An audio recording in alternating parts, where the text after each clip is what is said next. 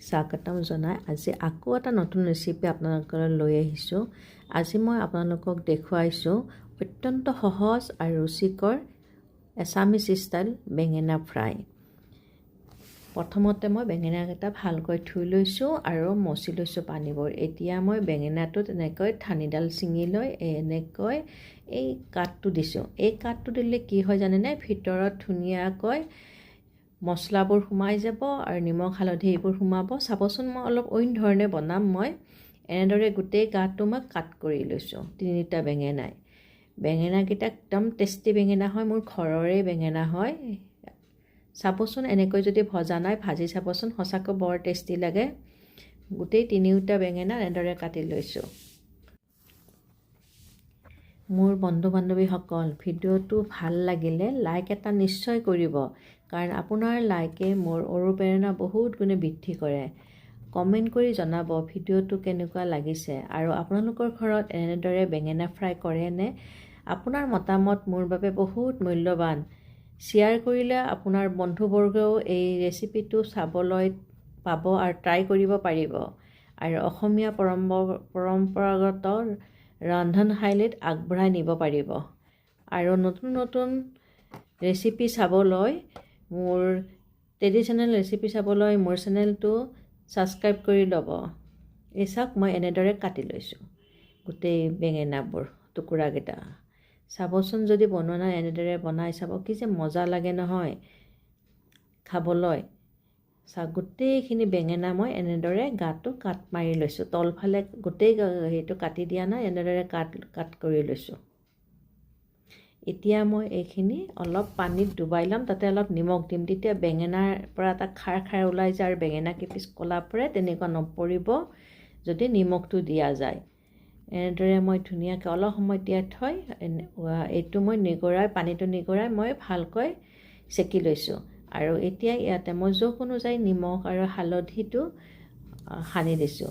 নিমখ বেছি নিদিওঁ, যিহেতুকে মই বেচনতো নিমখ দিম। এনেদৰে ধুনীয়াকৈ মই সানি লৈছোঁ আৰু মই ইয়াক 10 মিনিটমানৰ কাৰণে মই ইয়াক মেৰিনেটত ৰাখিম, যাতে নিমখটো বেঙেনাৰ ভিতৰত ভালকৈ সোমাই যায়। এতিয়া মই এখন চেকনিৰে মই এক চামুচ ডাঙৰ চামুচৰে মই বেচন ল'লোঁ আৰু এইখিনি মই অলপ কৰ্ণফ্ল'ৰ দিলোঁ আৰু অলপ মই চাউলৰ গুড়ি দিলোঁ এনেদৰে। আৰু আপোনালোকৰ যদি কৰ্ণফ্ল'ৰ নাই তেতিয়াহ'লে অকল চাউলৰ গুড়ি দিলেই হ'ব। এনেদৰে ভালকৈ চেকনিখনেৰে চালি ল'লোঁ। চালি ল'লে তেতিয়া মানে ডোখৰবোৰ নহ'ব, ধুনীয়া মিহি এটা মানে পেষ্ট হ'ব। এনেদৰে ধুনীয়াকৈ মই চেকনিখনেৰে চালি ল'লোঁ। আৰু এতিয়া মই ইয়াতে অলপ জোখ অনুযায়ী নিমখ দিম আৰু অলপ হালধি দিলোঁ। আৰু বিশেষ একো নিদিওঁ। আজি মই একেবাৰে প্লেইন বনাম আৰু চিম্পুল।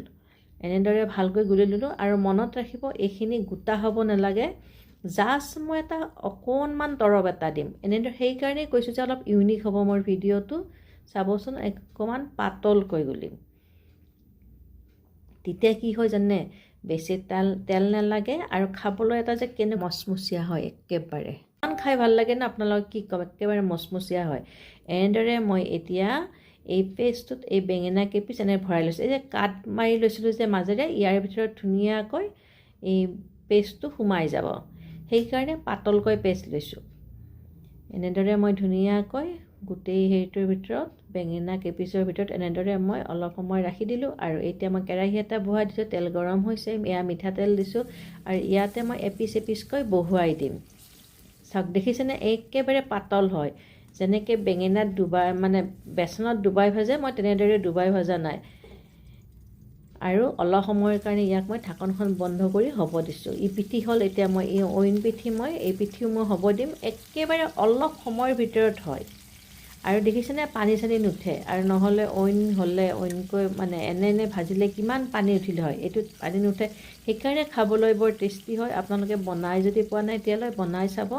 আৰু লেয়াৰটো একেবাৰে পাতলকৈ দিব, গুলোতে ডাঠকৈ নুগুলিব। মই দেখুৱাইছোঁ নহয়। এয়া মোৰ বেঙেনাখিনি হৈ গ'ল এতিয়া ধুনীয়াকৈ। এইখিনি কিমান সোনকালে হ'ল দেখিছেনে। আপোনালোকে যদি বনোৱা নাই তেতিয়াহ'লে বনাই চাব আৰু মোৰ চেনেলটো ছাবস্ক্ৰাইব কৰি থ'ব ট্ৰেডিশ্যনেল এছামিছ ৰেচিপি পাবলৈ। দেখিছেনে কি ধুনীয়া হৈ গ'ল, খাবলৈ যে আৰু মানে মজা হৈছে। এনেদৰে মই গোটেইখিনি নমাই থলোঁ আৰু ৰৈ যোৱা বেঙেনাখিনিও এতিয়া মই ইয়াতে বহুৱাই দিম।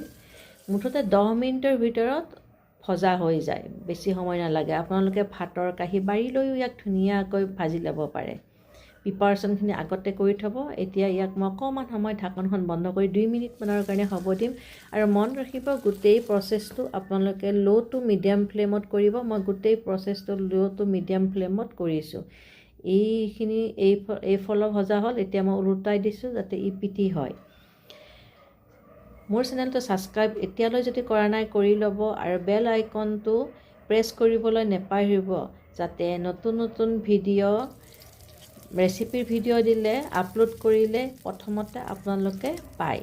এতিয়া মোৰ এইখিনিও ভজা হৈ গ'ল। এতিয়া মই নমাই থলোঁ। কেনেকুৱা লাগিছে ক'বচোন, কমেণ্ট কৰিব।